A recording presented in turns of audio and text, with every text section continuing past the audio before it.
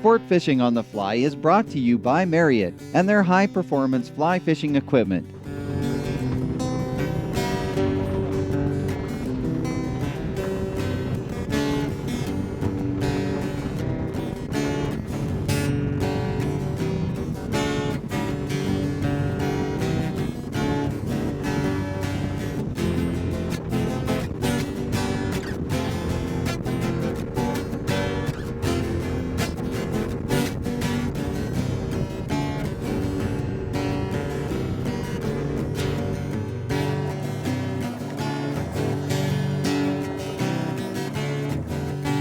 We're getting close to the end of the year because our supplies are starting to run low. And what we're wearing is getting a little cold out. It is freezing cold out, but it's October. It's the beginning of October. Yeah. We're on a huge lake and a real different experience today. Well, what you say is huge lake. I mean, this lake, we're on the Arrow Lake chain, and it's got to be close to 80 miles long. It is big water. But again, it's really unique fishing because we're going to be fishing topwater. To the surface, yeah, we've got some big rainbows hopefully coming up today to the surface. Yeah, and what they do is there's a whole bunch of cedar bugs that come out at this time of year, and there's a lot of hoppers around still, and they'll go right in by the banks. Those big rainbows know they have to fatten up for winter. They slide right in by the cliffs and the banks here and feed, and so you can get topwater action. We're going to go right in tight. Right in tight, yeah. I think we'll cast right into the banks. You cast right in close to the cliffs to start, and you can even go onshore and cast out and catch the fish. Amazing. What we did was we stopped about 100 feet out so we could get rigged up and ready to go. So I guess we could putz our way in there and see if there's anybody ready. And you know, there's big key times too. You know, out here, it's usually when it warms up a bit, around 1 o'clock to about 4 o'clock. It usually gets warm enough and they all come up. So it's midday fishing to boot with dry flies. So let's put her in there and try it.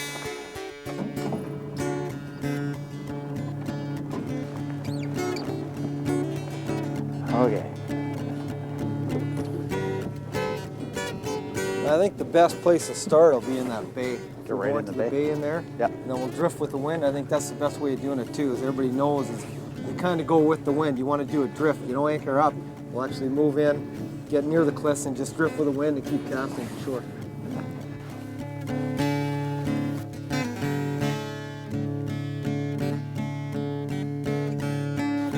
Oh, look at him going. Holy cow. Good fish. Oh, is he ever? Well, oh, he took 2 screaming aerials and then out he went. That is a nice fish. Wow. That is a very nice fish. Oh man, these are just so hot to fish in here. And actually what we should talk about is recommended setup. Yeah, good idea. Maybe we should go through that a little bit. Well, what I've got, I'm using what am I using, a 6 or did a 5? Did I take a 6 or a 5? Actually, I got the 5 on. Yeah, I've got the 6. Yeah, so there you go. So you're looking for a 5 or a 6 weight rod. And the reason for the 5 or 6 weight rod is because of the size of the fish. We know that the fish can get up over 20 inches out here. Yeah, they can get big. Yeah. Plus we're casting pretty good sized flies. You know, we're using 4X and 5X tippets. I know I've got a 5X tippet on right now. So you have to be fairly careful with the fish. Yep. But they are moving. It's just after 1 and we're getting some good action. So what about leader? How long have you got? I've got a 9-foot. Okay. 9-foot 4X leader on right now. And I've put about 2 feet of tippet on there. 2 feet of the Power Flex, the real Power Flex tippet. Yeah. Real nice stuff, the 4.9. Perfect. So oh, what a good looking fish too. Oh, they're nice and silver, man. When he's taken to the air, they are. And you know, a lot of people in big lakes, it can be intimidating. And if you were to fish this lake, you know, in July or August, you think, what kind of drugs are these guys on? You know, it's like, you're not going to get this kind of action. but it's just in September and October where these fish know that they're going to be able to get these, kind of flies, the hoppers, the cedar bugs, and that on the water. And they'll take it. That's what's so neat is they take it dry. Yeah, right up off the top. You Yeah, get to right see off it. the top. You get to see the whole thing. Well, since we're right on shore, I'm going to try to release this guy on shore. You want to do the? I'll pass you the okay, net. sure. Yeah. Oh, these are slippery rocks too. If you ever come on shore, very slippery rocks. Boy, this guy, a great account for himself. Clear the fly first. Should be right in the corner of the lip. There it is, right there. Larvist pops out. Let's get this guy out. There's a nice rainbow. Look at the beautiful colors they have here. All nice and silver, real green on the top. It's just a beautiful fish. Let's get him back, get him revived. He's gonna want to go right away, but we'll give him a little bit of back and forth here. There he goes. And whenever they want to go on their own, just let them go. That's why I like to hold the tail and just rock them back and forth. Because a lot of times if you let them go, they'll just float belly up and you got to drag them in again. Wow. Well, we've got some more great action, so stay tuned.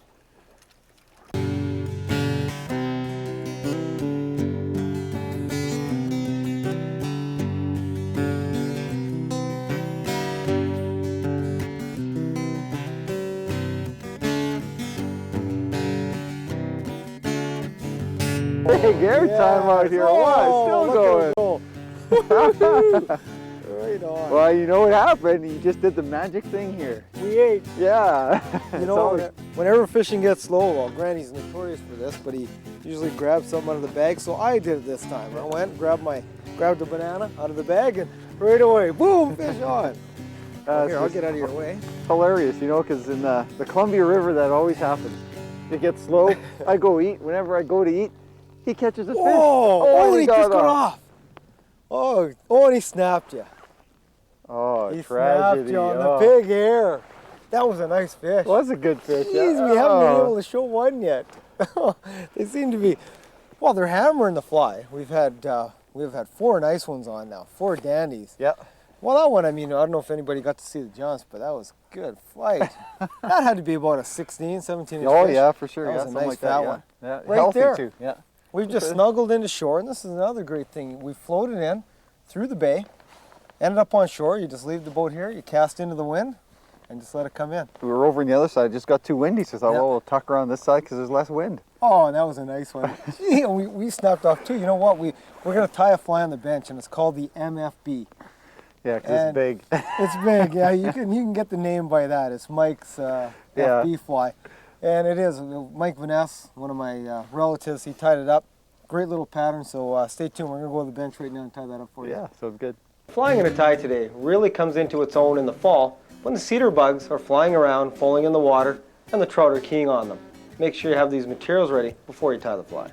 For the hook, we're going to use a size 10 Mustad 531 dry fly. We'll tie with some UTC 70 black thread. We'll use some natural deer hair for the tail, some peacock herl for the body, and some natural deer hair for the back and wing. First step to the fly is to get a good base layer of thread built up, because you don't want that deer hair slipping on the hook. I've now taken a small portion of deer hair, and we're going to tie this in for the tail. I've actually stacked it. I'm going to cut it and tie in a nice bushy tail and make it about half the length of the hook. Now I've stacked another portion of deer hair. We're going to tie it in, and you want to measure it up so it's at least as long as the body, because you want this to be tied in for the back and for the wing later. So we're going to tie this in at the very back of the hook.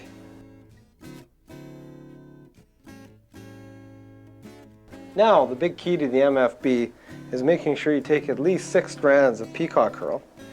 And we're going to tie this in, and you want this body to be big and fat. That's the whole idea of the fly, just keep this body really big and fat. So we're going to tie in the peacock herl, and then wrap in a nice big fat body. Now that we have the body tied in, I'm going to take all my deer hair forward that I've tied in for the back and wing, pull it forward, just wrap over lightly on it, and then pull down just to flare the wing out. and then tie in front of the wing to make it stand upright.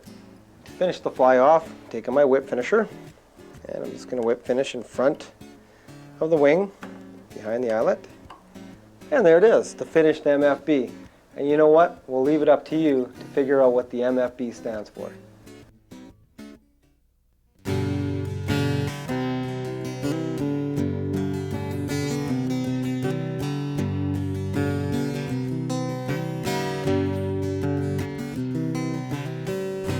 I was just complaining that every time I've come out here, I've caught a fish off that point.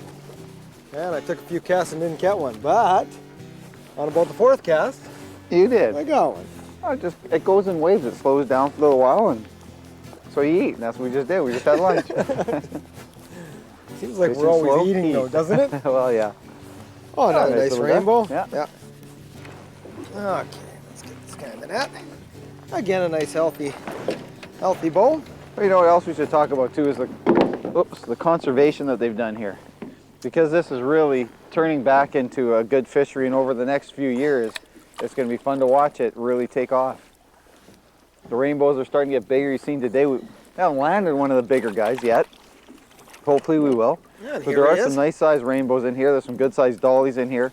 And it's all dependent on that kokanee fishery. He's a nice little guy here. Come on, get up there. There he is. Yeah. Nice little guy. Real nice colors to him. And back in, he's gonna go right away. These little guys have a lot of, there he goes, a lot of spunk.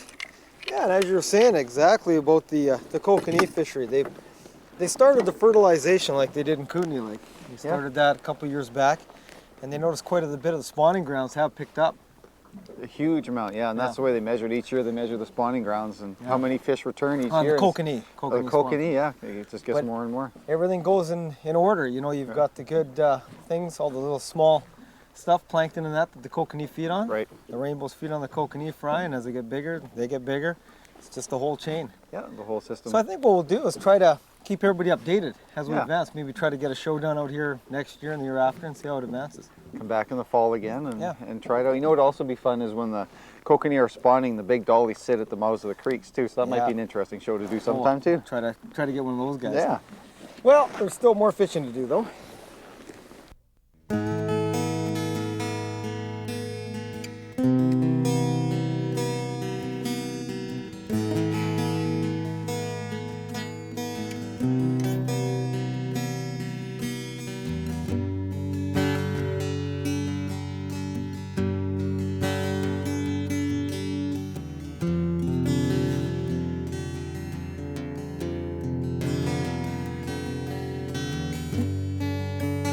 You know what we did? We walked the banks and we thought, let's get back to the boat and try and find a spot where the fish are at. And actually on the other side of the lake, the sun's starting to set, so we thought, well, we've got another hour or so of sunlight over on this side here. So we came over these cliffs and we're just getting up into what we think are the prime cliffs right ahead there. And you know what I'm gonna do? I'm actually gonna slide to the back because I don't want to lose my hopper here. Because this fish is a little smaller, but he's not tiny. I mean, this isn't a real big fish either, but they are meaty. There's definitely substance to them. Just flick him off. Look how silver they are. They're beautiful. You should just flick off. There he goes. On the hopper. That hopper right there kind of drowned right now. Get him back into better shape. Oh man. That's a nice one. You got a good one there. That's a good one. Yeah, that's more the size we expect to get in here. And again, just tweaking the MFB along the rocks. Yeah. Oh, what a great way to fish. You know, we're in a big lake. It's just amazing. Look at that guy in the water. You can see him right down in there. You want to do the honors in netting this guy? It's kind of wound up a little bit. Right in the snoot, eh? Definitely worthy of being netted. Oh, definitely a nice fish. Very nice. Boy, and that guy, I just moved the fly, just that little bit, and he spanked it. He came up and just, oh, look at that. He's already off. Off, yeah. Just like that. Well, at least he didn't bust you off. We were having all that trouble earlier today. Oh, I know. Everybody can have a good look at him there. Real pretty, real nice colors to him. Real green backs, and they fit right in this water. And he's going to go right away. Yeah, oh yeah. There he goes. They have a nice color to him too. There Let he him go. goes. He just goes straight down. Well, you know, straight down here is like probably 100 feet. Yeah, it's quite a ways.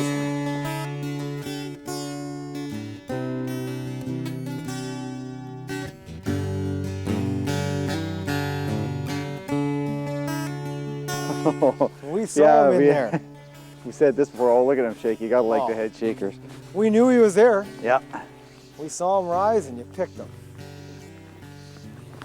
Just a matter of getting the fly over him. Come on, let me go for a little run here. I hate having all this line below me here like this. Oh, because it's been a tough day hanging on to fish. Yeah, but there's more in there too, Grant. Yeah, I know. I think we've got the good spot here for about the last hour. It's going to be excellent. Get this guy on the reel because he is definitely worthy of it. There he goes. Oh, there we go. That's about the same size as, oh, the one you've just caught there, Don. About the same size. Is Not he? huge, just nice. Beautiful. I got Nice a fish going size there. crazy in here feeding. Oh, and a good air too.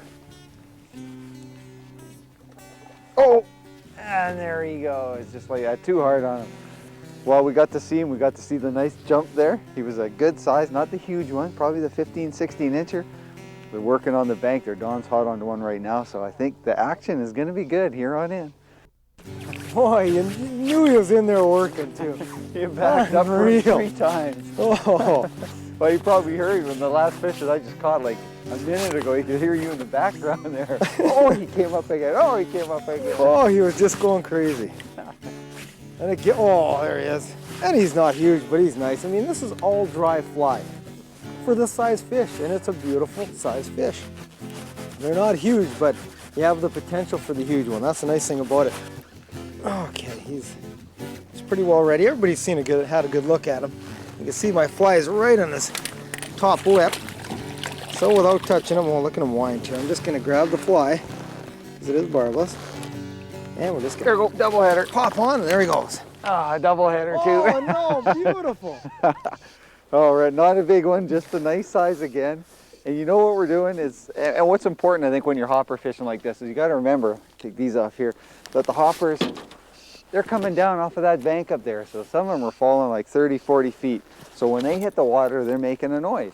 So when you cast in there, if you can kind of cast up a little bit, parachute style, let the fly come down, it kind of hits the water, it gets their attention. As soon as it hits the water, like Don said earlier, they're gonna come up right away to take that fly. Or just give it a couple tweaks. If not, cast out again and put it right down the bank. Especially when you get right against a cliff like this, because these guys they're smart. Fish are Double very header. smart. Oh wow, awesome fishing, eh? Oh, this is great. It's in a huge lake fantastic. like this, what a great thing to do in the fall. Oh, plenty of fish that size feeding today too. That is a nice size fish. That's a healthy, whatever, 12, 13 inch fish. Like that. Oh, and off he goes. The reverse release. Wow, to be getting them the way we're getting them too is fantastic. I mean, right on the top, casting to the cliff, you can't beat it. Of course, the most important part right now. Oh, and there's another one. Another one Look right to there, get another one. There's Okay. Got right in tight. Shake saw and him. bake. There it is. Cast is there. Just got to float down in front of him, and he's going to take it for sure. You know, that's the neat thing about this is you know if you get the cast in there where a fish is, it's just a matter of time before he sees it and takes it.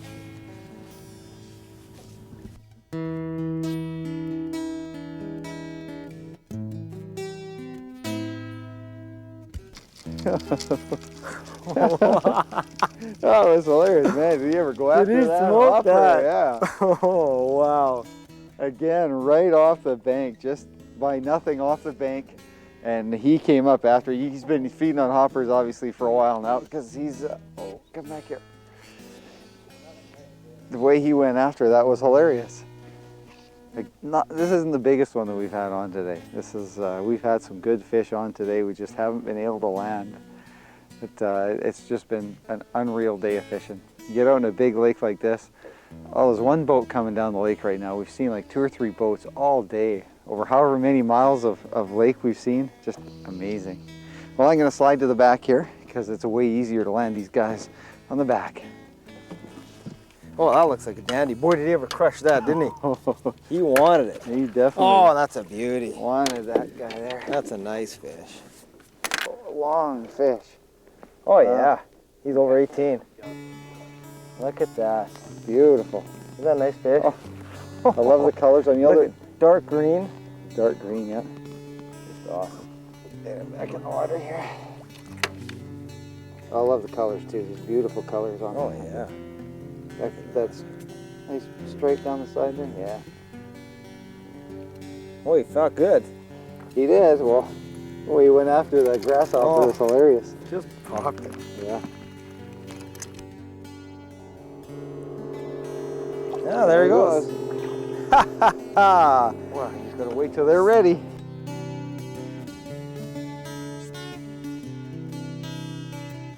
Well, gotta get that fly out there. Can't catch fish from out of the water.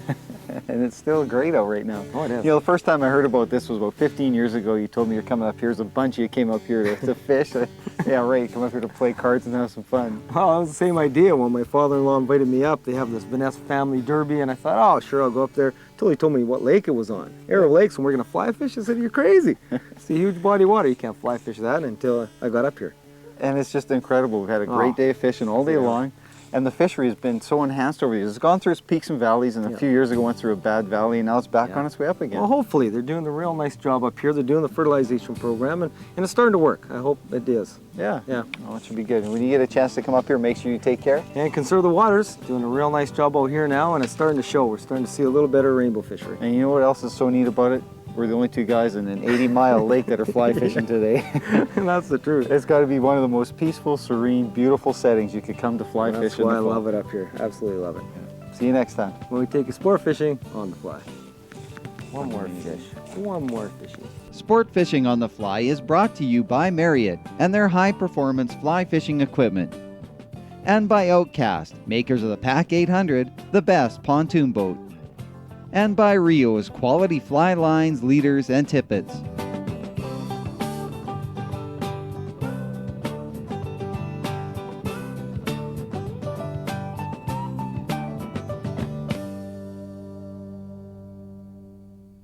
Hey everyone, welcome to this edition of Sport Fishing on the Fly. Today, it's all about approaching a lake. As you can see behind us, we've got a gorgeous little lake we're fishing at. Unfortunately, we can't tell you where we're at. It's one of those little gems. But what we want to do is show you the things that we go through when we get to lake to decide what we're going to use when we get out on the lake. Yeah, and the perfect way I like to start off is I take my trusty little strainer. Always really nice to have a strainer. Get the boats all set up, get the rods rigged. I'll take my strainer, my throat pump, and a couple of valves, and I like to go and mooch around in the weeds. I'll go and mooch around the weeds and see what's in there. Damsels, mayflies, dragonflies, whatever I can get, I'll try to put in that valve and match the colors. That's the key, is the colors, isn't it? Yeah, it is. Because you want to get, like, his damsels and mayflies all come in different colors. If you can match a color, your success rate's going to be that much better. To that lake, especially if you've never fished that lake, you have to know the colors in that lake. And the best way, again, is all the food items are in that shallow water in the weeds. Right. That's where you're going to find them. Well, I got my trusty little items here. I got something for digging the stuff out of the mud, because I don't want to put my nymph net down in the mud, because I'll break the wooden thing. And, well, let's get down there and see what we can find. Yeah.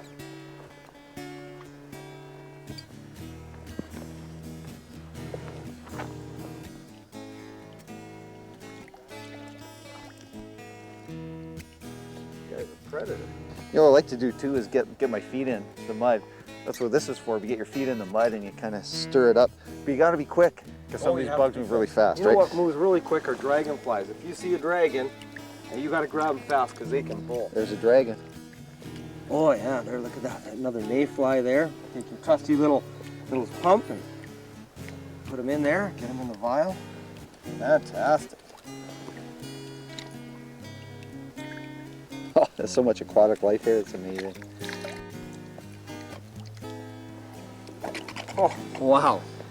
Got some great samples. So lots of samples there. Very nice. But you know, an important thing to do in here too, one that people should take note of, is go and mooch around the weeds where no one's going to be fishing. I mean, obviously no one's going to fish in this little bay because it's a foot deep and it's full of bugs, but it's a really good place to look, and don't do it where people fish. This is still representative of what's going to be out there. Exactly. It's the same thing. Yeah.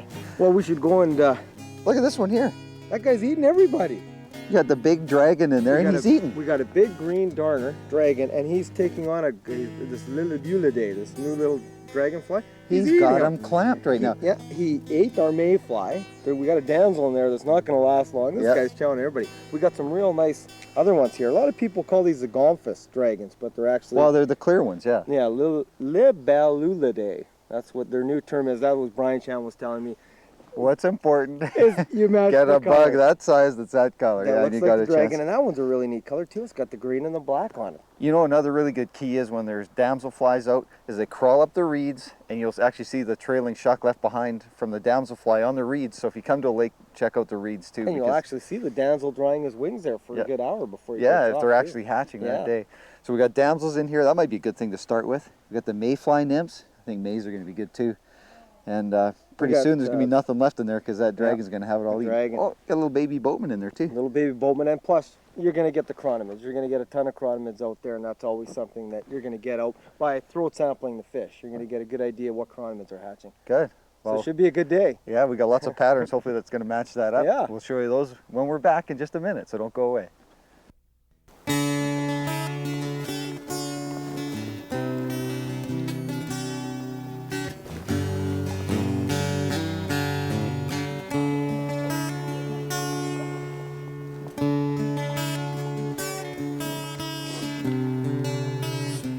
Well, there we go.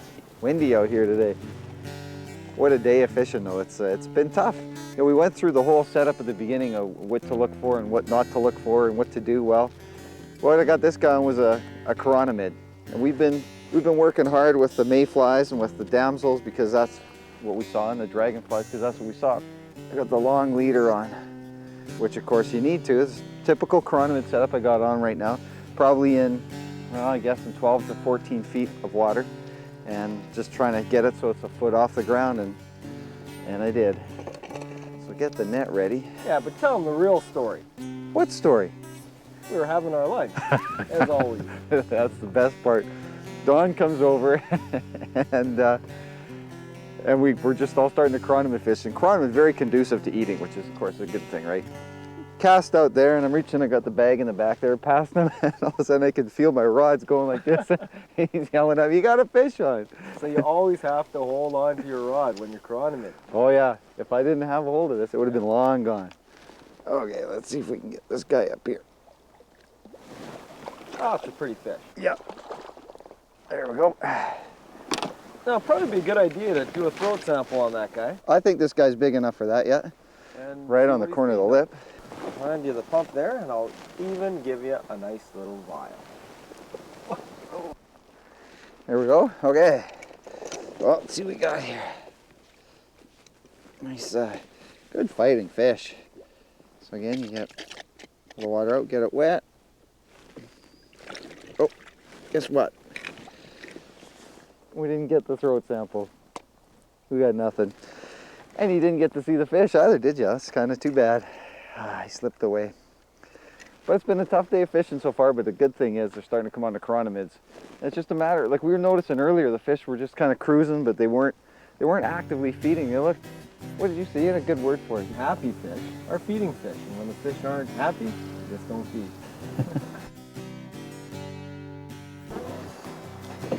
Oh, there's a double header.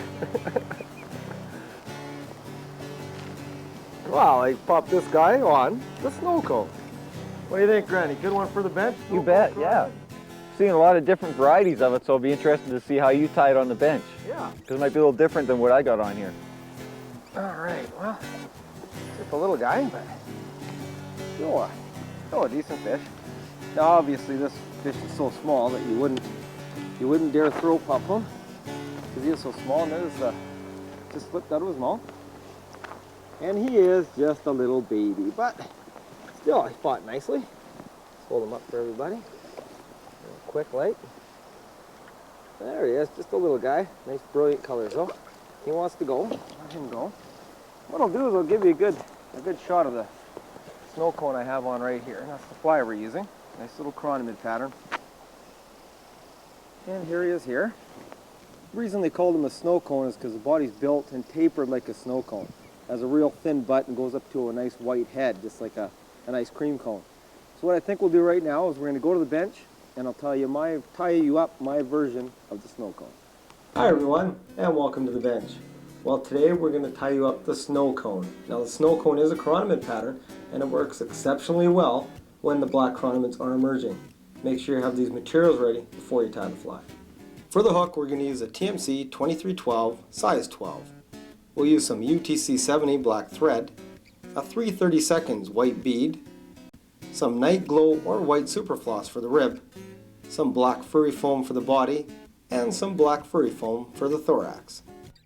First step to the Chironomid is put your bead onto the hook. I've slid my little white bead right on the hook, and I'm going to put down a good base of my black tying thread, just so that the furry foam won't slip when I tie it in. I've taken one strand of my Night Glow superfloss or white superfloss, and we're going to go to the bend in the hook and tie this in and stretch it. Just pull this nice and tight so you get a nice thin butt section, and we'll keep that off the back for the ribbing later. I've taken some black furry foam and I've cut about a 1/8 wide strip of the black furry foam, and I've put a small little notch on the end here, cut it into a bit of a point, just so it'll go on my hook nice and thin. So we're just going to tie it into the back of the hook. Again, stretch it out, but don't stretch this black furry foam too much or else it'll break. Now that we have our furry foam tied in, we're going to start wrapping the body, and here's the important part, is keep the furry side of the furry foam towards, or the inside toward the hook. So you want the furry foam to be laying down the furry side onto the hook. And you'll see as you wrap, I'm pulling this fairly tight, and you'll see all these little hairs will start showing up on the body, and that's what we want. Now that I've wrapped my black furry foam in, I'm not going to cut off the excess. I'm going to leave the excess up on the top for the thorax later. Now we're going to take our super floss, pull it fairly tight, and start ribbing the body. And we're probably going to put about 5 to 6 ribs on here, and as we get further up on the body, we're going to slacken off to make these ribs just a little bit wider. The last step to the fly is to take our black furry foam that we had sitting there left over, and I'm going to take about 2 to 3 wraps just to form the thorax on the fly. And we want the furry side out so that it shows up. To finish the fly off, we're going to whip finish, and again we're going to whip finish behind the bead, just in front of the last patch of furry foam we put in for the thorax, and that finishes off the fly. And there it is, the finished snow cone. You know, the nice thing about this furry foam is it really gives the fly a lifelike appearance. I think we got ourselves a good fish. Actually caught it out there. It was over beside Pete where I picked him up on the snow cone, one that Don just tied on the bench for you, or a facsimile there of one. And he took this Chironomid and took me right out to my backing. Screamed way, way down. So unfortunately, I had to cut right in front of where these guys are fishing, which, Yeah, thanks a lot. if these weren't people that I didn't know, I would never have done that. I really appreciated that too. Yeah. You know, it's funny because we talked about being observant when you come out, and what we noticed early on, there was lots of sedge hatching. So what we were able to actually get a couple hits on, but we weren't able to hook any fish up on, was caddis emergers. Now let's see where this guy's taking it. There's a snow cone. Look at that fish, eh? Isn't that beauty? That guy there, well, we've got the measuring here. This is a 16-incher. 16-inch rainbow there, nice chromy 16-inch rainbow, and he took me into my backing, and I have a 6-weight rod. And he need a little reviving, there he goes. On the shore, and back out he goes. Wow, well, you know, we get a chance to see a lot of new products, to get to fish with a lot of really neat stuff, and that's why we do the technology segment. So why don't we head over to the technology now and check out some new equipment. Today in the technology, I want to show you another new innovative product from the guys at Outcast. It's called the Power Pack. What's really neat about it, I'm going to show you in just a minute, but first let me show you some of the features. It's got a dual air chamber in it, good for safety in case one of them goes down, which of course on an Outcast they never do. It's got an aluminum frame, good oar locks. It's got a motor mount on the back so you can put an electric motor on it, and it's got a great anchoring system. But first, let me get out here and I'll show you what's really cool about this system.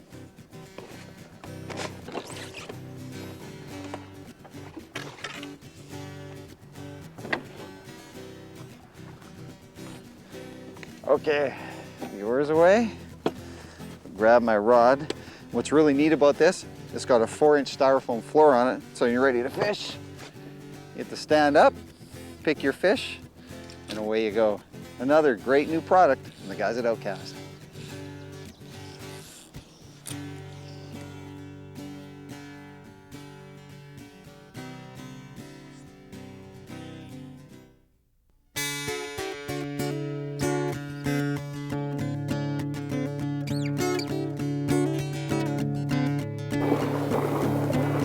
had to resort to wet line techniques, and it's actually really handy that we went in and looked inshore to see what color things were.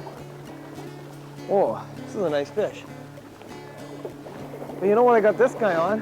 What'd you get him on? Was one of Pete and Kelly's favorite patterns, called the LGF. Oh yeah. And It's like a damselfly it imitation. looks just like a damsel. It's green, and this one matched the damsel that we found on shore earlier. Yeah. At the beginning, it just matches it to a T. It's got the right color, and that's the importance of doing the type of stuff we did earlier. Because I should get my rod out of the road here. Yeah, very important. So again, it was really, really important that we went in there, you know, mooched around in the weeds and saw the colors that were in here. You can see by the lake, it is a very clear marl. It's a green type marl bottom. And usually the insects take on the color of their natural habitat because they have to hide themselves, obviously, from predators. Well, you know what I did? I went for a cruise around the lake. You guys stayed here, and I thought, we hadn't had any luck for a long time, so I was going to go for a cruise. I had to come to shore first before I went for my cruise. I noticed there was lots of dragonflies, like adult dragonflies on the shore. Yeah.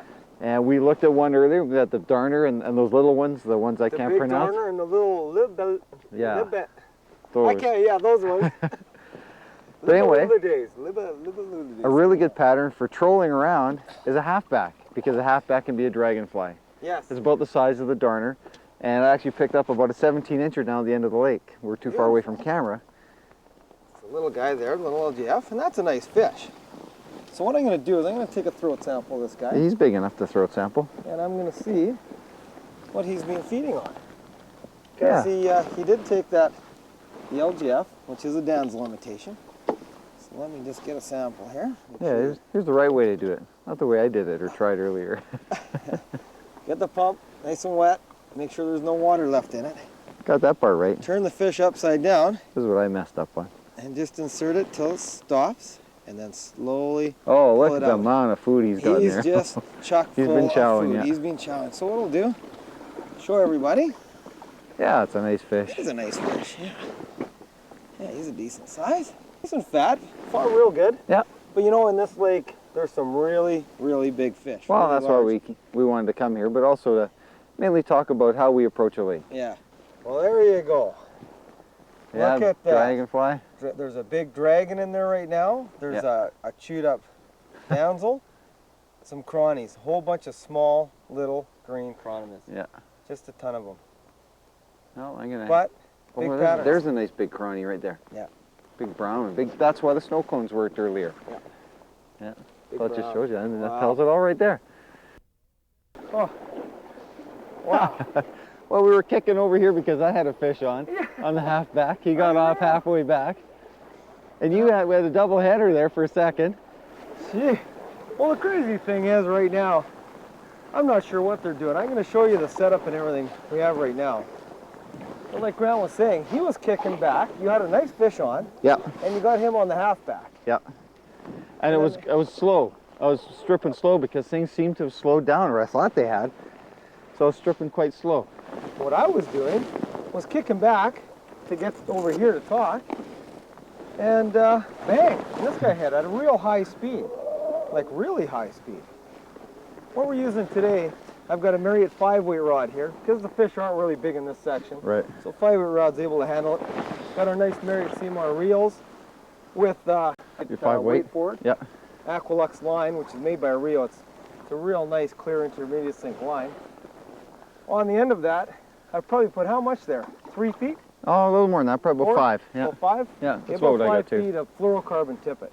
Yeah, rule of thumb is longer in a lake and shorter in a river. Oh, he's got under the log there. He's trying. Trying, yeah. Hey man, there he is. Nice sized fish. Ah, another little guy. Oh, look at his gill too. He's been hacked. They're all about the same size here, it looks like. Well, we're in this smaller half of this lake, and they are smaller fish over here. I'm noticing. Nothing like the big ones. The big ones Yeah. over on the other side are really big. Well, there's that guy there for you. Let's hold him up. He's not a bad size. He's a nice little fish. Well, they give you good scrap. Oh, I've they had 2 of them do go out fight to my great. backing today. They're really good. And he's fat. You don't worry about getting a throat sample. There he goes. Nice little fish. Nothing huge, but nice. Yep, it was good. The thing is, again, you have to change up for the situation. We were chironomiding pretty hard. We saw the colors of the bugs early in the day, so we know what colors to put on. And we matched it, and when we had to, went with the wet lines and got them. Yep. The fish. There's a good one. All I've done with my Aqualux line, cast it directly upwind, let out a little line, and just let the wind take me down, almost like wind drifting. And I've got the LGF on, which is a little damsel imitation. Oh, this guy's not huge, but he's got a little more meat to him. Not a bad fish. Oh, he's tough. Boy, this guy's feeling tough. Okay, not a bad size.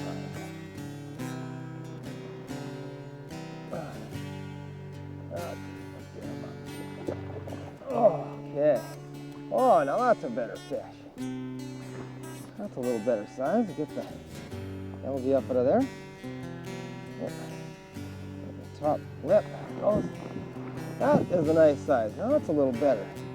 Kind of what we've been expecting. Just show everybody before I let him go. There he is there. That is a nice healthy rainbow. That's more like the size we're expecting. Even a little bit bigger. Let's get him back in the net. And let's get him ready to go here. He's not going to take long. Oh, there he goes. Straight down, right into the marl. Well, again, with that LGF on, real good pattern, works just like a damselfly. Real nice slow retrieve. You just want to give it little tweaks, let it drift downwind. Real effective way to do it, especially with this intermediate sink line.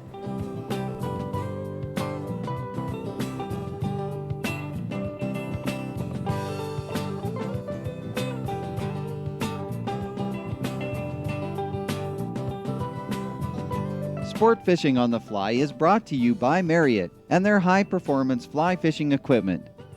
And by Outcast, makers of the Pack 800, the best pontoon boat. And by Rio's quality fly lines, leaders, and tippets. I don't know where my pump is. It used to be in my bag here, and it's gone. I don't know what I did with it. That's just like Granny, you know? He always thinks he has something somewhere, but he never knows where the heck it is. It was there once upon a time. Still waters can be very tough, but with the right techniques, they can be very rewarding. Well, today we're back at a lake that we did a show at a few years ago. It was called Fishing with Friends, and it's one of the many great lakes that there are in the Golden area. We had a lot of chironomid action a few years ago, and we got our box of chironomids here. We got our damselflies, we got our shrimp patterns, we got our dragonflies, we got a whole assortment of things. We got our 2 rods ready to go. Well, all we can do is get out in the lake and see what's awaiting us here at Golden Lakes. And that's today, as we take you sport fishing on the fly. Sport Fishing on the Fly is brought to you by G. Loomis Quality Graphite Fly Rods. You'll like what you feel. And by Islander Reels, high performance, precision fly reels, Canadian made. And by Outcast, makers of the best pontoon boats. And by Hyde, made by fishermen for fishermen.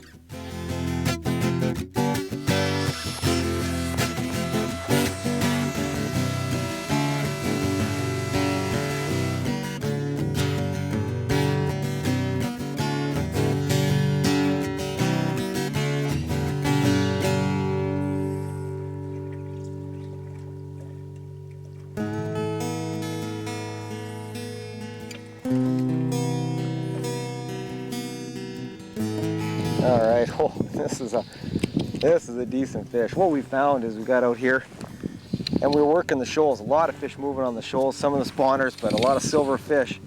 So we moved just to the ledge again. So that means just off the shoal where it drops off into deeper water. So this shoal is probably 10 to 12 feet, drops off to about 15 to 16 feet. And this is an ideal place mainly because the fish are always cruising along this ledge, and we're noticed they're right on the bottom. There's the odd one rising, but all the big guys are right on the bottom. So we're having to go down deep, fish it nice and slow, just bringing this fly right up the ledge. And here he is here. He's actually a little colored, but look at the size of him. Oh, and look at that. Now that's what you call a long line release. Barbless hooks, of course, you're going to get those kind of releases. I hope everybody got to see the fish, but again, I just want to stress the fact of getting down deep right now. It's they're moving along the ledge, but all the fish are right on the bottom.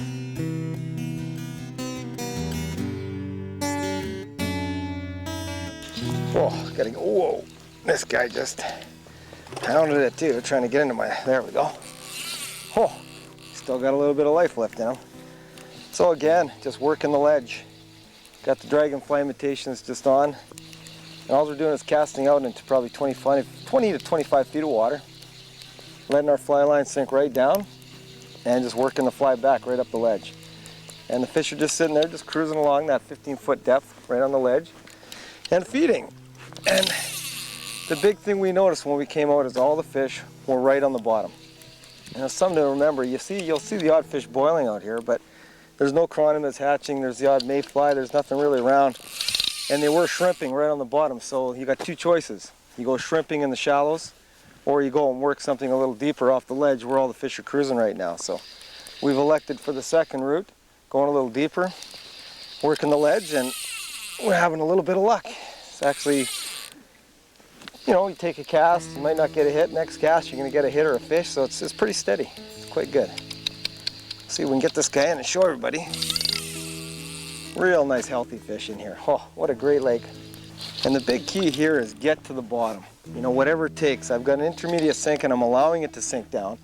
If I was smart, which I'm not, I would go with a full sink line. I think that's what Grant's done, is maybe gone with a full sink, or he's thinking about changing to a full sink and going right to the bottom. And if you do that, you don't have to wait as long for the fly line to get down, but I'm also covering a real good zone with this intermediate sink. It's just staying off the bottom, you know, a foot or two, and it's just perfect. So get this guy up here. That's why you should always use your net if you have one, because then you don't break your rod or your line. There we go. Okay, barbless hook just slides out like nothing, and here he is. Nice little rainbow. Everybody's seeing. Look at the backs on these guys, man. These are healthy fish. There he is there. Isn't that a beautiful fish? Just real nice and chrome silver. Just beautiful. Get him back and get him ready to go. Okay. And there he goes. And you know what I just saw come out of his mouth? Right there is an adult damselfly. Sitting there, right on the water. You can't see it on film, but that adult damsel is just sitting there, just squirted out of his mouth. So what does that tell me? I'm using a Dragonfly imitation. Could also go with the adult damsels. We're tuned in. I think we're gonna have a real good day.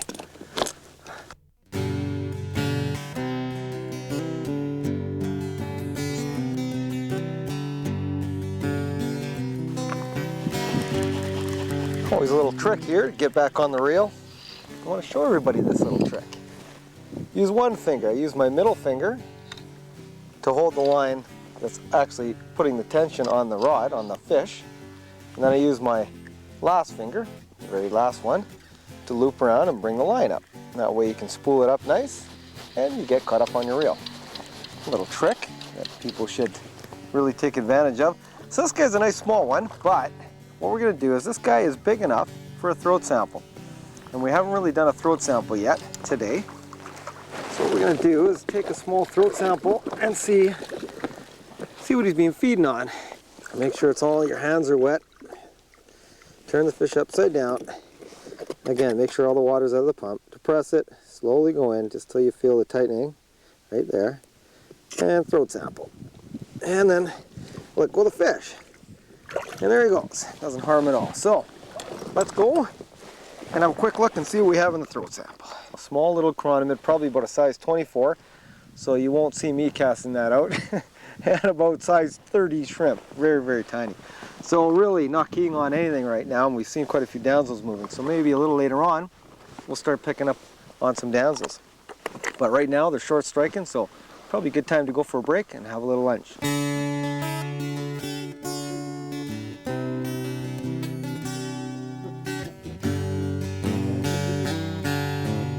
You know what they say, the old saying, when fishing slow, eat. So we just did that. Went in and had some lunch, got some confidence back, decided to come back out. And we see lots of damselflies around today, so put on a damsel. And it just seems like right now there's lots of little fish about, and this is a little guy, compared to the size of some of the guys you can get in here. So put on a nice little damsel pack. So get this guy upside down and put it pop out. Nope. When you tuck it, deep, nope, it's on the edge there. There you go. Fly out, little guy. Oh, off he goes. But that's a good way to start things out after lunch. Hopefully some of the big guys are going to come on, because there's definitely lots of those damsels around.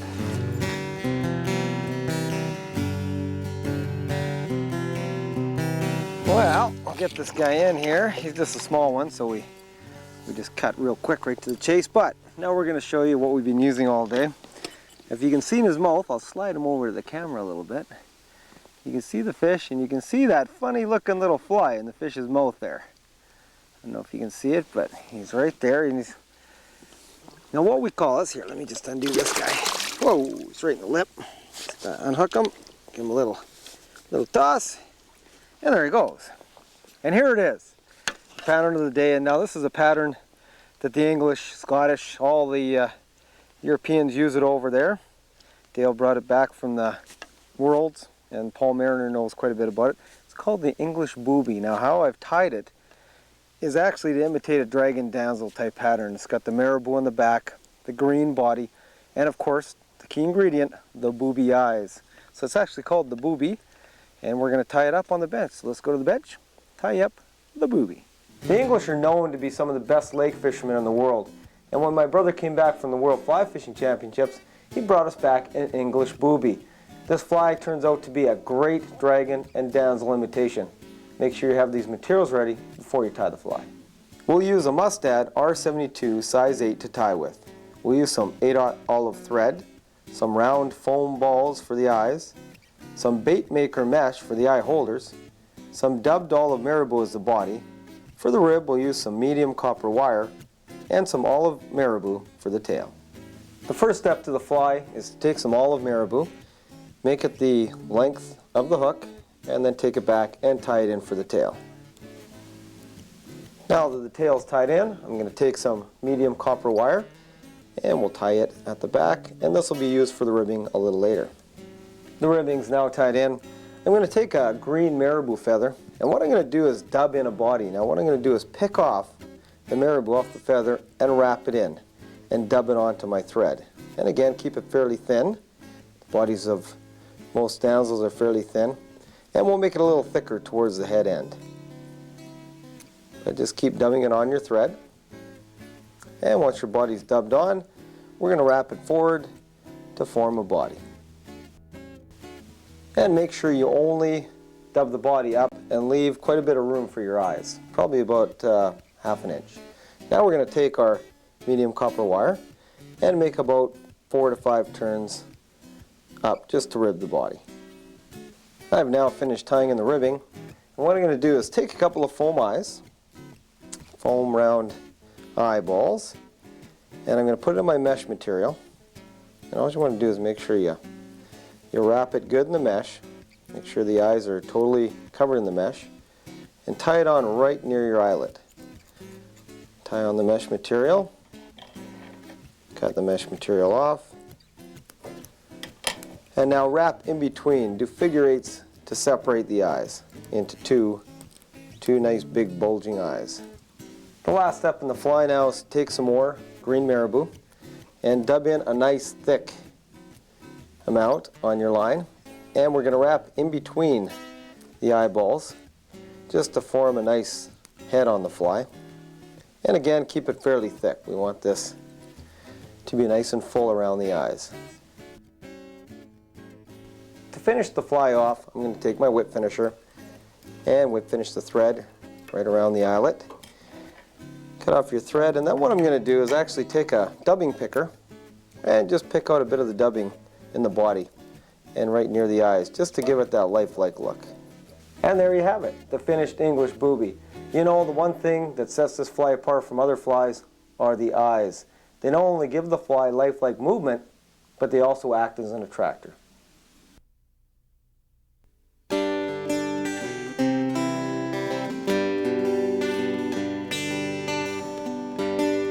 So we're just making our way to a different part of the lake.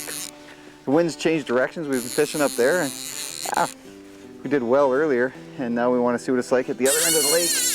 And again, I mentioned there's been lots of damsels around, so trolled with the damselfly. What I was doing was making sure I gave a little motion. I've actually been trolling for probably 10 minutes now, trolling.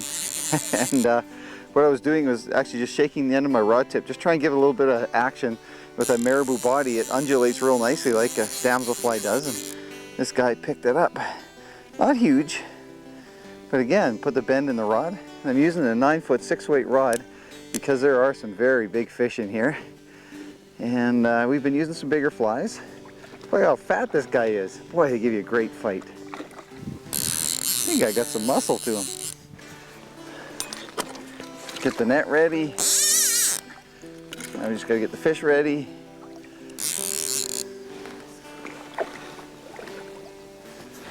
So just pop right up here. Here goes. Oh man, how fat they are. Not the longest fish, but wow, fat. Damsel right in the corner of his mouth. Pop that out. Well, I don't know how long this net is, but I got my 16-inch measure, so that's about a 17-inch fish. Look at the shoulders on him. Look how fat he is, right up there, right by my thumb. Unbelievable. Set him back down here. Get him ready to go. Wait for him. I see a few chironomids coming off too. Hopefully we're gonna get the nice chironomid hatch a little bit later on. And there he goes. Oh boy, I'm gonna have to move all my line up here because it is a mess. So this guy we brought in, not on the reel. But wow, you know what? We've gone from the deep water, like we showed you earlier in the show, and now we've gone into the shallows, and the fish are moving right up on these weed beds in no more than 3 feet of water. It's just phenomenal. You see them come right onto the weed bed. You cast the booby over the weed bed, let it sink a bit with clear intermediate, bring it back nice and quick. Real quick hand retrieves that I'm going to show you in a minute, and you just hang on. It is unreal, and they just stop it. It's just whoop. Incredible. Oh. You know, I've got a 6-weight rod, and I know Grant does too, and like he said, there's some very large fish in here, you know, over the 8 to 10 pound mark that you have the potential to catch. So you do have to use quite a stiff rod in here. 5-6 weights probably advisable. So recommend it set up probably for today. You want a type 6 line, it's really good. Also the clear intermediate sinks. You want to be able to get down the bottom, and right now we're in shallower water, but it's again, we're still letting it sink down. So probably the best, clear intermediate sink or a full sink line, 6-weight rod, and about 6 to 8 feet a leader. These fish are a little shy in the shallow water, and you want some longer leader. And there he goes. So we got the old chironomid out, and my booby, and he trashed my booby. The one thing bad about the boobies is they have the foam eyes, and if a fish really attacks it like that one there, they usually rip an eye off, and it's no good. So I'll go back to my supply and put another one on. We're gonna go back to that weed bed and work it, but remember, get the clear intermediate sink line. It's a killer for the boobies. So what I'm doing now with the booby, this is the retrieve you want to use. Cast your line out as far as you can get it out. Allow that intermediate sink line to sink for probably 20 to 25 seconds. That's my count. Just allow it to get down a little bit. And it's probably going to sink down about 1 foot to 2 feet. Again, we're fishing 3 to 4 feet of water over the weeds. And now what I'm going to do is real quick hand twist retrieve. So I'm using all 4 fingers, and I'm really quick hand twist retrieve and let it sit for a second. Again, real quick hand twist retrieves, and in a second. And what that fly is going to do is skitter and bounce and really hop in the water. And you really want to pop it because those eyes float And every time you stop, it'll give that kind of motion, really like a damsel. Again, real fast hand twist retrieve. And hang on, because when the fish hit, they just smoke it. Don't know how big he is. All I know is that I picked him off of that point back over there, and he kept coming after me. Smart fish. He kept chasing me.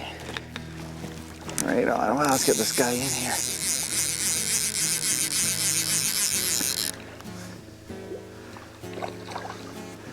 Yeah, there we go. Good fish. There you go. They're just so fat and healthy here.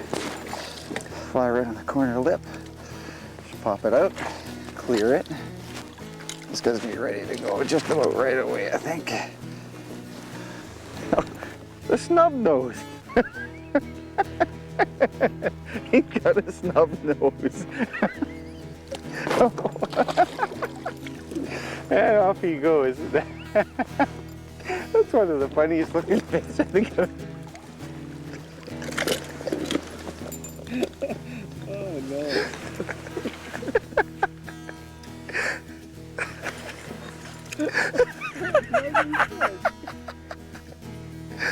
Oh wow. Oh wow. Whew, composure. Nice fish. Anyway, back to fishing after that. Maybe I'll try one of the boobies now. Oh wow.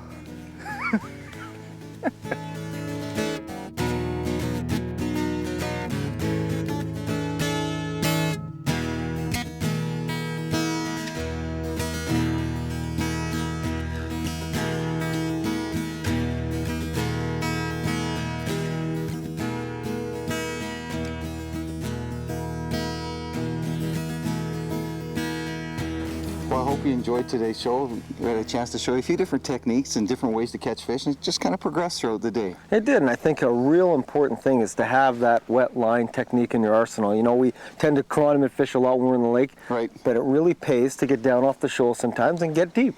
Well, you know what's interesting too? You use the Aqualux line, and they say it's a clear, intermediate, slow sink line, but we think it's a lot faster. You know, they say it's like maybe a type 2 or so, but we're thinking it's more like a type 4, type 5. So you were actually getting down a lot faster. Yeah, and with the heavier weight, I had the 6-weight Rio Aqualux, which is more like a type 3 or type 4. It does get down fairly quick. And you had the 4-weight, which wasn't getting down there. The 4-weight line, right? Yeah, which you had to get to the type 6 sink, Right. which worked good too, but you had to be on the bottom. That was a big key. That was the key to the whole day of fishing, Yeah. getting the fly right down the bottom, because that's where the fish were.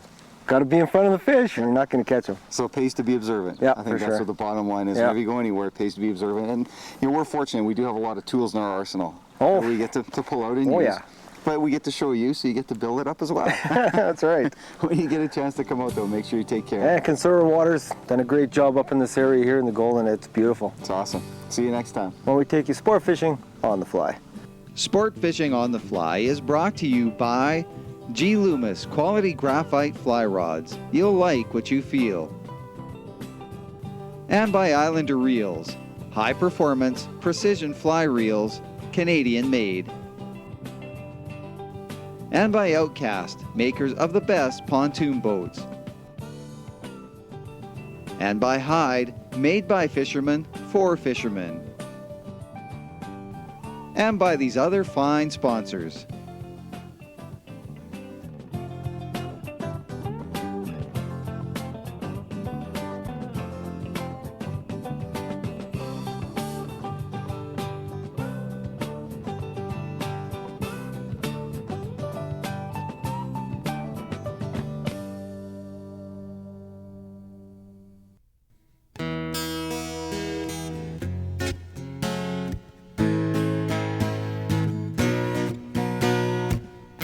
Douglas Lake Ranch near Kamloops, British Columbia is one of the most renowned private fisheries in the West.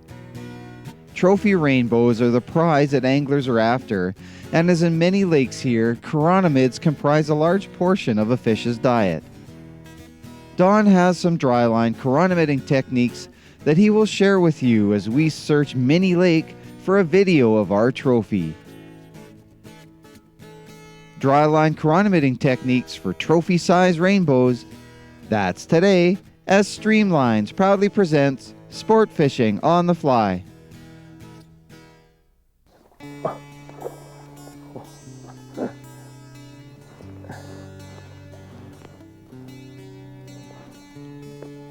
Oh, he's not too happy about that one. We found that we got out here, I kicked out, I dropped my anchor, and I found that the water I was fishing was only 8 feet. I can tell by my anchor line I haven't marked off at 10-foot depths, and it didn't even get down to 10 feet, probably in about 8 to 9 feet. So I had my strike indicator way up on my 12-foot leader, so obviously you can't fish that or the fly would be in the bottom. So I moved my strike indicator down the leader. I just slid it down, so I have about 5 feet down to the tip of my fly. So I'm fishing close to the bottom, about a foot off the bottom, and I just cast it out the first time here, and this guy hit it. He seems like a pretty nice one. Nice fish, real good fighting. Tough fish in here. Whoa. Actually should have got this guy on my reel, but when he was skying, he came right towards me. Real good fighting fish. Oh, he's a nice one. He's just lip hooked. Got him right in the lip. So we'll get him up. Oh boy. That's a nice healthy fish, just barely hooked in the lip. That's a nice 20-inch fish. Whoa, settle down. There he is. Oh, isn't that a beauty? Let's let him go. Got the nice colors, real nice colors. Gee, they're fat fish, real healthy. Wow, and that's on the setup. What we'll do is take you to commercial. When we come back, I want to actually show you the whole way to fish this setup. Getting the line out, what depth you should be at, and all the rest. So stay tuned, we'll be right back. You know, I discovered chironomid fishing a few years back, and I found it to be a really successful, rewarding way to catch fish. We're going to try to show you today the dry line technique. There's 2 different ways to fish chironomids, one the dry and one the wet line technique. Me and Grant over the past few years have found that the wet line technique is a lot tougher, mainly because you have to get the fly down to the right depth, bring up the fly real nice and slow, and actually detect the strikes. It is a little tougher. We're going to try to focus on the dry line technique, which we found is really good to begin with because you get to see the takes, see the strike indicator go down. So why don't you come on over, we'll look at the rod setup and the whole line setup. What I'm going to start off fishing this with is a 9.5 to 10-foot fly rod. I selected a 9.5-foot rod, 5-weight line. Again, we advise a 9.5 to 10-weight rod mainly because of the sensitivity of the rods. We found the longer rods, real nice soft touch to them. Also, you can cast that fly line a little longer and get a little more movement on the fly. Really critical to have these longer rods. On the longer rod now, obviously you're going to want the leader to be set up just right. Off our dry fly line, we're going to try to put on a 10-foot leader. I've got a 10-foot 6-pound leader. It really depends on the depth you're trying to fish. We found that chironomid fishing, you're trying to fish in that 10 to 15 to 20-foot depth at all times. Really critical when you get out in the water to measure out that depth and make sure that fly is a foot to 2 feet off the bottom. Seems like most of the fish feed in that depth. So we do have the 10-foot, 6-pound, the 4X leaders. Also, very important, on the end of that leader for the last foot to foot and a half, we're going to use some fluorocarbon tippet. Again, we can't stress enough how important it is to have fluorocarbon tippet. Same refractive index as water, fish can't see it, very important to have. Now that we have our leader and our tippet set up on our fly line to the right depth, usually about 12 feet if we're fishing 15 feet of water, I'm going to put on our strike indicators. Now, strike indicators for this dry line technique is very important. There's different indicators you can use. The one I'm using today is a type of little corky strike indicator, made of cork, nice and bright so you can see the takes. Another type is the Bio Strike, which is a putty material. Very easy to use. You just take a little off and you can put it wherever you like on your fly line. And the other type are the turn-on strike indicators. And turn-on strike indicators are very nice for adjustable movement. You can turn them on and move them as you need the certain depths and search for those fish. Now, the next important part of the setup is the weight. You have to have a small weight on there to get that fly down to the perfect area where the fish are feeding. Where the weight goes is just above the knot where we put our tippet onto our leader. We have that 1.5 foot tippet on there, and we've put a small little crimp-on weight right above that. Also, if you crimp that weight just above where the knot is on the tippet, the weight won't slide down and hit your fly. It'll always stay at least at that level. Now, the most important part of any setup is the fly. Today we're going to use these nice big black chironomids. There's a long black coming off the lake right now. It's about a size 14 to 12, quite a big chironomid, and it's a real deadly pattern. We don't have a name for it, we just call it the big black chironomid, but it's a great little pattern. There's fish rising all around me out there, so why don't I head out in the water and we'll start going over this technique of fishing.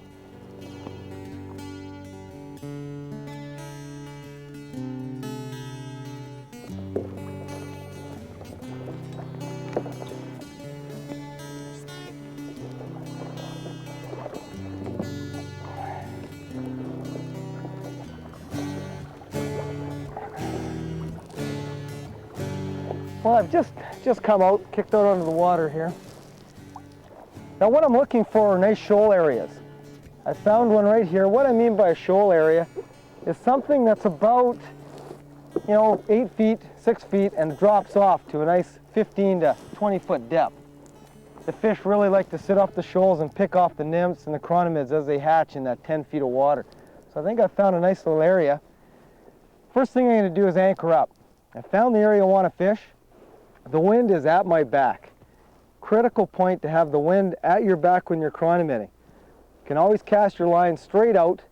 The wind holds your line nice and straight and you can detect every take. If I was to turn around and fish into the wind, it doesn't make sense. It's not only tough to cast, but even if the fish does take the fly, you're usually going to have so much slack in your line you probably won't get them. So always make sure, critical component, have the wind at your back. Anchoring systems. What I have is a 10-pound weight anchor. 6 to 10 pounds is ideal. If you get into really choppy conditions, you probably want to go with the heavier weight. I have some nylon cord tied to that, and I have my nylon cord marked off in 10-foot increments to see how deep I am. There's other different anchoring systems. I know on Grant's 800, he has a kind with the clasp.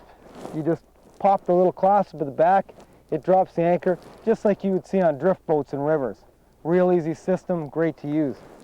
I found that my depth is about 8 to 10 feet. It's a little shallower here, so I've slid my strike indicator down from the 12-foot mark down to about 6 feet. So I always want to be a couple of feet off the bottom.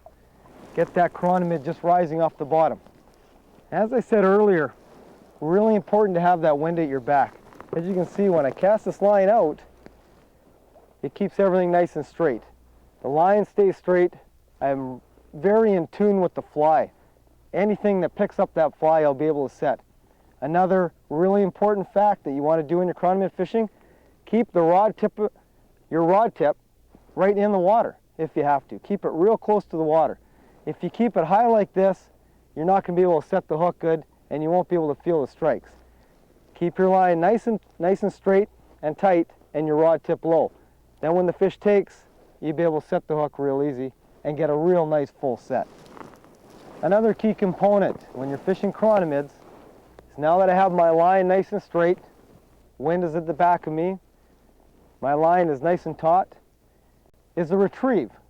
A lot of people ask, how fast do you retrieve a chironomid? Chironomids come up from the bottom at a very, very slow rate.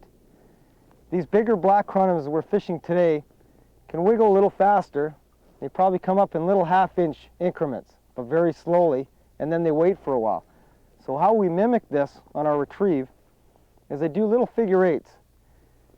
So I do a slight little pull and 2 fingers down. 1 pull over and 1 pull back, just like that. I'll do it again as I go over my index finger and pull down with 2 fingers, over my index finger and pull down with 2. And then I wait. I usually do a 5-second wait. You'll have to vary your weights depending on how the fish are reacting. But again, over my index finger and 2-finger pull. Over my index, 2-finger pull. This is giving it nice little 1/2 inch to 1 inch pulls at a time, and then I wait. Another really good retrieve, if you don't want to use the finger eights, if you don't know how or you don't want to practice, are the little inch pulls. All you do is hold your line with your fingers of your right hand, and with your left hand, do a nice little inch pull, another inch pull, 3, and let it sit for a bit. Do again a 5-second count, let the Chironomid sit. Do another 3-inch pulls, and let the fly sit. That's another effective method to use. Vary your retrieves until you're successful. Also vary your depths of your Chironomids, and you'll have great luck. Oh, coming at me. Oh, did he get off? Oh, oh, running right at me. Oh, I think I could, oh, it's a good fish. I think I could reel that fast. Whoa, yeah, baby. They don't like having a Chironomid in their mouth at all. Oh, this is a good fish. Oh, way to start things off too. Whew. You know, the setup that Don showed you, it's just such a great way if you're learning how to Chironomid fish, especially when there's big fish like this. He's gonna come up again. Whoa, yes. The biggest thing is having enough concentration and patience. Oh, look at that. I mean, this fish is fought already. Look at that run. He's still going. Oh. What a run. That was my whole flat line he took out there in that run, and he's still pulling. Gee, what a great fighting fish. Like I was saying, this Douglas Lake Ranch, we're a mini lake, and it is just spectacular. And a great place to come and learn how to Chironomid fish. And especially if you want to catch some big fish like this. I don't know how big this is, but he's in the few pound category for sure. Get him up here. Oh, and this fish isn't as big as they come here, but wow, when you get a fresh one, whoa, look at this fish here. Come here. Oh, look at that. Oh, what a beast. Right on the edge of the lip. Come here. Right on the tough part of the lip. Pop the Chironomid out. The guy there is about, he was about 22, but look at the fight. Look how thick that is. Oh, what a great fish. What a fight. He went halfway across the lake. I gotta make sure I get a good revive on him because he spent himself good. A fresh one too. None of the, like Don was saying, a lot of the fish are here getting ready to spawn, but not that guy. Oh, unreal. What a great fighting fish they are here, and they're big, they're fresh. And on the Chironomid, it's just a fabulous way to catch fish. Not only here at Douglas Lake Ranch, but wherever you want to go, it's a very successful way of catching fish.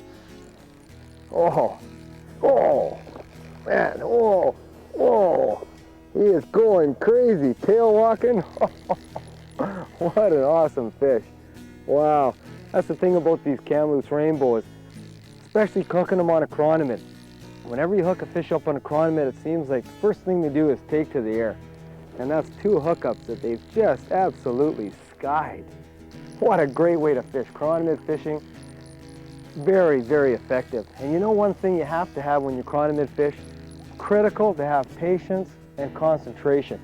You should never, ever take your eye off that strike indicator. If it moves in the slightest way, under, sideways, any way, you got to strike that fly, and you won't miss any hookups. Whoa, gee. Boy, and that's the other thing too about fishing in the springtime. The water's still cold. Well, the lake has already turned over. It's really oxygenated, and the fish are spunky, real spunky. This is just the best time to fish Chironomids because you're rewarded with big fish like this. You know, you catch about 4 or 5 fish like this in a day, and that's it, your day's done. Some people are greedy like us. We like to get about 20, but wow. Oh, is this a beauty. Look at this fish. Again, the Chironomid just barely lip hooked. Barbless hooks, we just pull that right out of there easy. Caught right in the tough part of the jaw. There he is. That again. Settle down. That fish is 23 inches. Look at that fish. Is that a beauty? Oh boy, oh boy. Chironomiding at its best. You want to be rewarded with fish this size. Really get to know the dry line technique for chironomiding that we've shown you today. Practice it till perfection. Just practice, practice, practice. And the big fish always feed on chironomids. 60% of their diet is chironomids. Huh. Try to practice the techniques we showed you today. They're really effective. I really got turned on to it, like I said, a few years back, and you can't beat it. Oh, wow. What a day. What a day.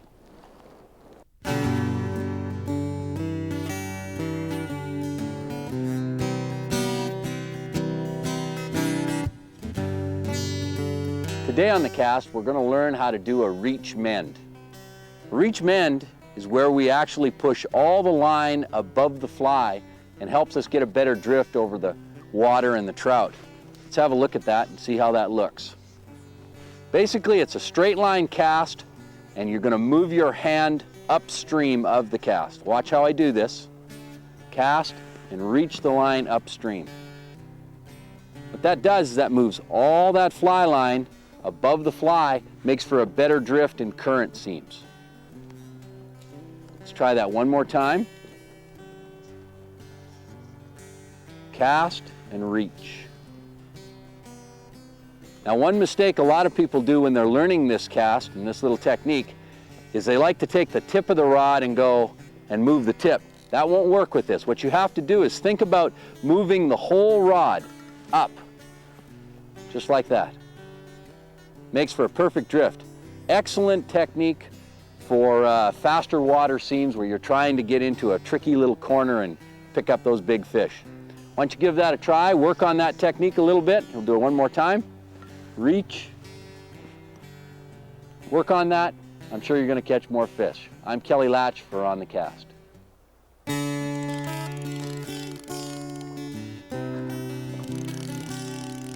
Come on, give us a look-see. Oh, yeah. Oh, there he goes again. Oh, a little tail walk for you. Oh, this is a nice sized fish. This is a good one. Come on in. Oh. You're ready. I can tell you're ready. If you let me get to my line here, I'll get you in. There we go. Oh. I don't know how long that guy is. He's probably in the 24, 25 inch range. Look at how fat it is. What an amazing fish. And there he goes, just like that. Oh, oh. Boy, this guy's digging for the bottom. A lot of the other ones came up and just took to the air right away and turned the fish upside down, disorientate him, get the hook out. Oh, keep him upside down so he doesn't thrash too much. That's a 19-inch fish. Healthy, healthy fish. Wow. Let's get him back. What a day of fishing. Oh, this has just been phenomenal. And you know, when you can chironomid fish and catch fish like this, it's excellent. And I think today you could probably fish almost anything here at Mini Lake and you're going to catch fish. The fish are just really active. But there's a lot of times when you can go to lakes when nobody else is catching fish. And if you can successfully fish a chironomid, you'll be the only one out there catching fish. Oh, what an excellent, another awesome fish. Holy cow, look at the size of this fish. Again. Oh, oh, gee whiz. Just a big guy.